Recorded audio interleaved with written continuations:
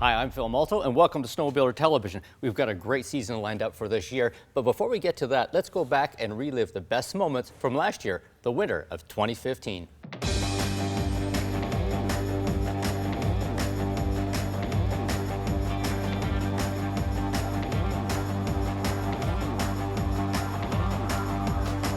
After getting our sleds and riding gear ready for the season, we headed to the Abitibi region of Quebec, where the trails had just opened.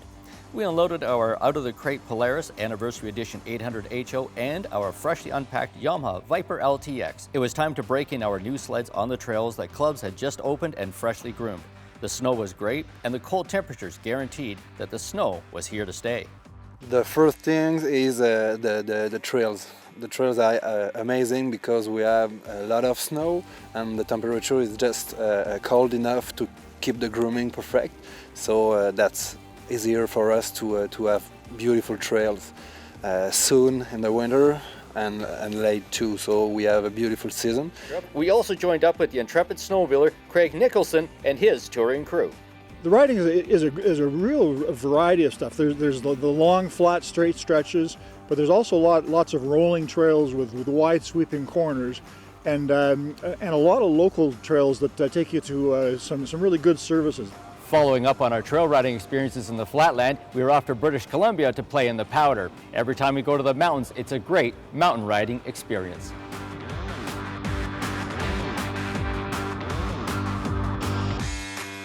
It is a different world of riding and a different world of snow and scenery as well. We logged a lot of hours at high altitude and rode with some great people who made this another incredible mountain adventure. This sport in itself is a huge challenge, physically, mentally. I love it. There's nothing like a big blower day. Go out and just spend all day wiping the snow off your goggles, trying to get to a new zone, a new area. You know, I'm very much a type of rider where I'm like, what's over there? So, I don't know, just every day is a new day. To go home now and ride the trails is going to be, it'll still be fun, I'm sure, but I think I'll be getting right into the snowmobile, and it's quite an experience. After coming down from the mountains, it was time to head back to the flatlands for some trail riding. In central Ontario, we got into a trail system that is a hub for many Ontario riders.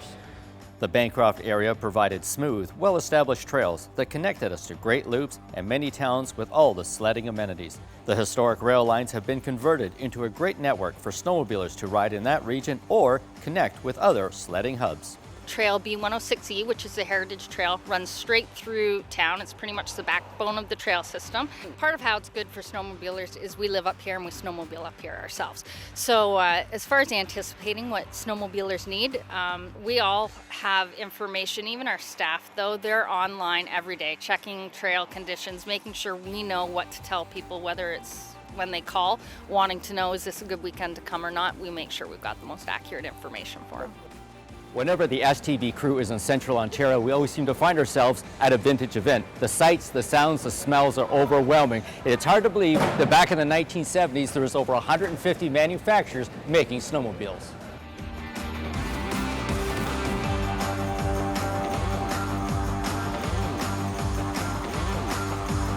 Events like this for snowmobilers are what summer car shows are for auto historians. Everything is here, and an afternoon at a vintage event goes by way too quickly.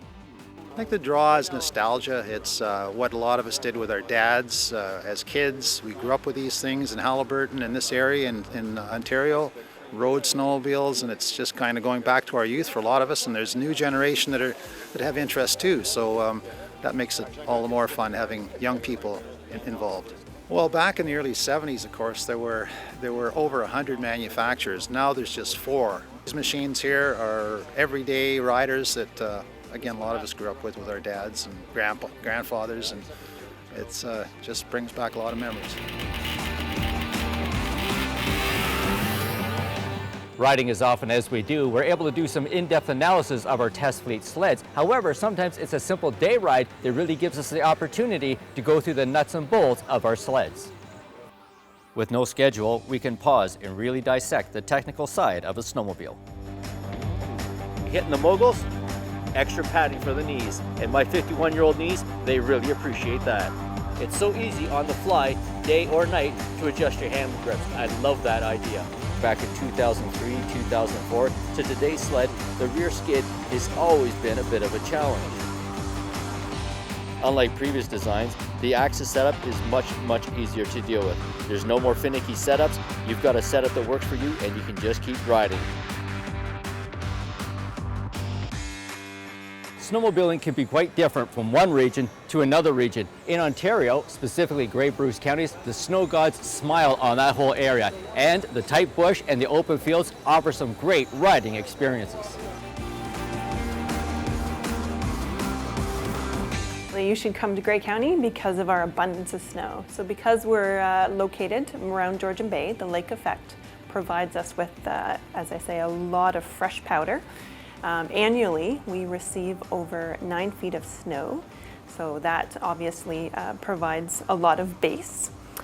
We do have freshly groomed trails, and the nice thing about Grey and Bruce, over the fact that we've got 3,600 kilometers of trail, we offer a lot of variety. So our trails, we have some densely forested areas as well as some rural, landscapes with barns and stuff in the background. Snow and scenery and an easy drive from populated areas to the south make Grey Bruce a great winter riding choice.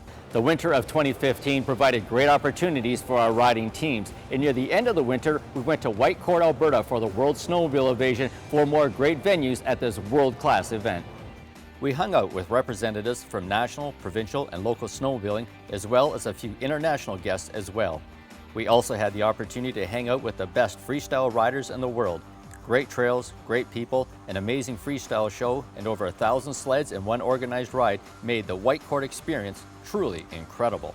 This is amazing, just to see this many snowmobiles all in one place going for a record. It's pretty phenomenal, and I'm just excited to be a part of it. Exciting to be part of the Alberta Snowmobile Association and have members from not only our club but other clubs in our area to come out, and clubs across the province actually.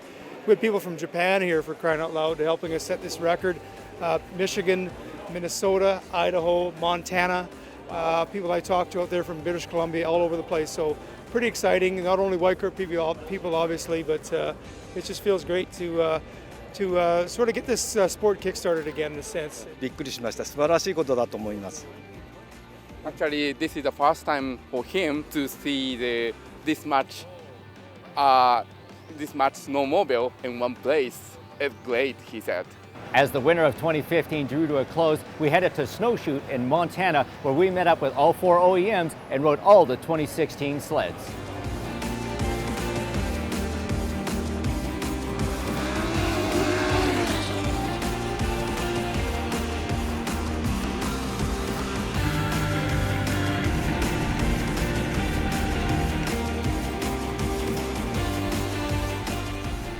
All 4 manufacturers brought their new iron to Montana, and that's where we begin our 2016 show.